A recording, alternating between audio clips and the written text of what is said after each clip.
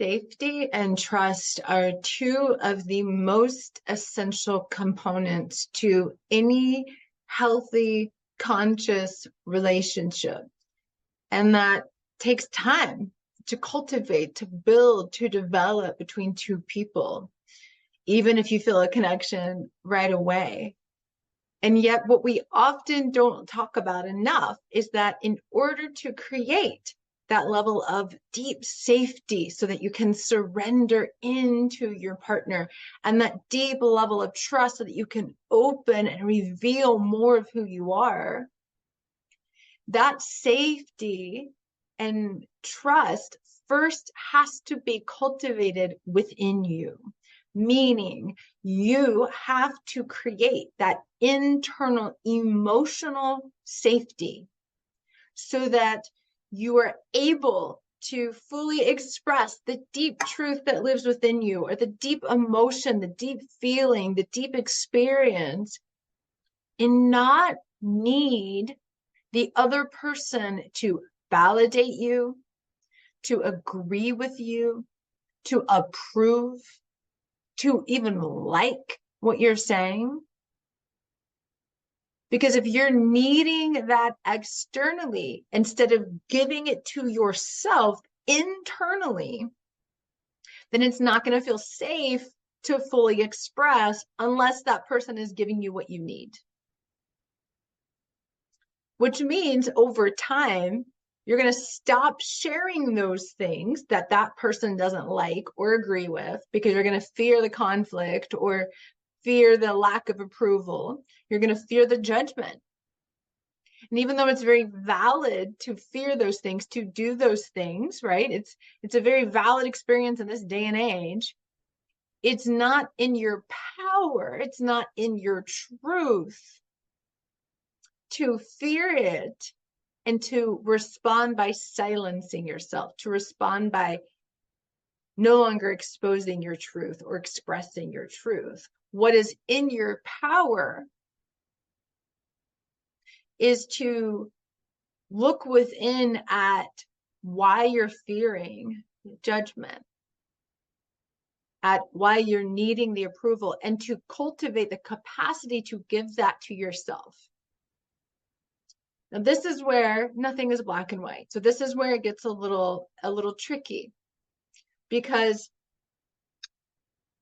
when you're fearing judgment, what that's coming from is a lack of boundaries, because you're letting that judgment come into you and then possibly dictate your behavior, instead of choosing, that's yours, it's not mine. That might be your opinion, that might be your truth, it's not mine.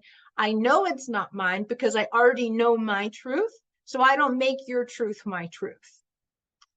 The tricky part is it's also healthy and okay to know through your discernment, through your intuition, that if that person is going to be judgmental every time you express something you're excited about, it's healthy to say, I'm not going to express these things to that person, because when I do, there's this contracting judgmental energy that I don't want to welcome into my life, or into this moment, or into this excitement. So I'm not going to share that with this person.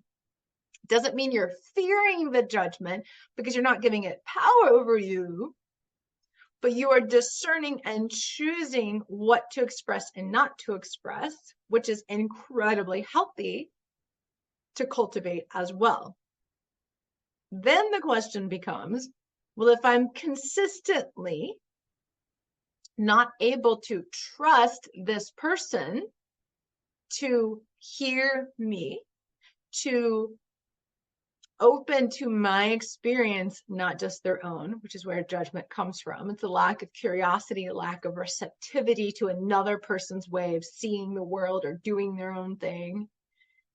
If I can't trust that person to give me that space, to open their heart to me and my experience, and it's consistent, then why am I in this relationship? And what level of energy do I choose to give this relationship? Whether it be a family member, colleague, or an intimate partner. particularly with an intimate partner, when you don't feel safe to express the deepest parts of you because you're consistently met with judgment or their fear, then it begets the question, why am I tolerating this? Why am I allowing this? That's where boundaries come from. A boundary is a choice. Is this in alignment with me? Is this honoring me? Is this loving to me? And if I'm consistently being treated with a closed heart, judgment, is this honoring me to consistently accept this and tolerate this in my life? And if not, what do I need to do or say, or how do I need to respond in a way that does honor me? There's no right and wrong here. It's about aligning to your truth from a place of love, because we are conditioned to make excuses, to have compassion for the other, to look at why they're doing what they're doing, or to alter, particularly as women, to alter the self, to change, to contort, to take everything on, instead of living from the inside out, which is your sovereignty. And the only way you can do that is when you are sourcing love, belonging, safety, worth, value from within you through an intimate, deep, radical relationship with yourself, sourcing from the divine that you are, embodying your soul's truth, which you can only know when you know you deeply,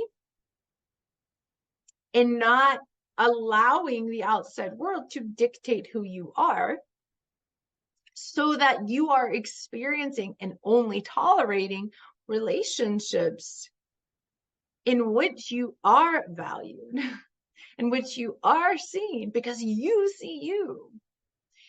And this is where the internal trust comes in, because if you are consistently trying to be vulnerable with someone who's not safe to be vulnerable with because of their own fears, because of the judgment, because they're using your words against you, a multitude of things, if you're not trusting you and your intuition and your inner knowing that's saying this isn't safe, and you're doing it anyway, then you're separating from self. Then you're actually harming yourself. I've been there. I wanted to be vulnerable in situations in which it wasn't actually safe to be vulnerable, and it hurt me. And I thought I was being loving because we're conditioned to love in a way, as women particularly, that sacrifices the self, that denies the self, that silences the self because we think about the other, not the self. But that's not love. It is not love. And the more you know yourself and cultivate that trust of self, develop that deep inner safety by sourcing from within, then your relationships have no choice but to shift, and you will only then allow and create relationships where that trust and safety is developed with another person, because you won't tolerate anything else, because you know you're worthy of more. And this is the way in which you create your reality. It's not that everyone else around you isn't their own person. It's that you are creating your reality by the choices you make in your life. Through the knowing of who you are and your worth, you don't allow another to devalue you. You exit the relationship, or you have the conscious conversation, or you have the boundary that creates mutual understanding. Because here's another note before I wrap up today. I just wanted to pop on and talk about this trust and safety and how essential it is that if you are trying to force a relationship to work because you want the relationship, because you're attached to the relationship. You're attached to it looking a certain way, being a certain way, feeling a certain way. What often can then happen is you're not actually allowing that person to show you who they really are, which usually also means you're possibly not being who you really are, because you're focusing on trying to create something instead of letting the relationship naturally evolve and create itself through each person's own wholeness and conscious choice to come together in union, not submitting, not changing, not fixing, not being honest with yourself about who the other person is and what you truly desire to experience in a relationship. So one of the ways that you can start to develop this trust and safety within yourself is to begin, if you're not already, meditating with your body. Embodied meditations is a huge passion of mine, because if you're just focusing your awareness in your head, you're not developing the relationship with your body, which holds the essence of your soul and the energy of what's happening inside of you, so that you can know you, so that you can choose for you, so that you're actually trusting your soul, not the external. And spending time with your body, hands on your heart, hands on your belly, breathing into these powerful energy centers and just asking yourself, what is here? What do I feel? What do I need? What do I desire inside? To allow that energy to rise into your awareness and to spend time becoming curious, getting to know yourself. And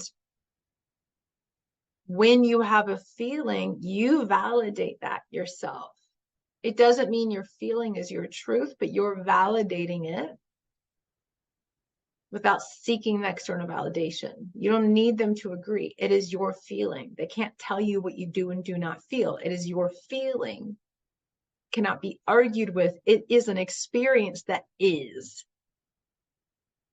And then you choose what to do based on your feeling state, based on your aligning that feeling to your soul's truth.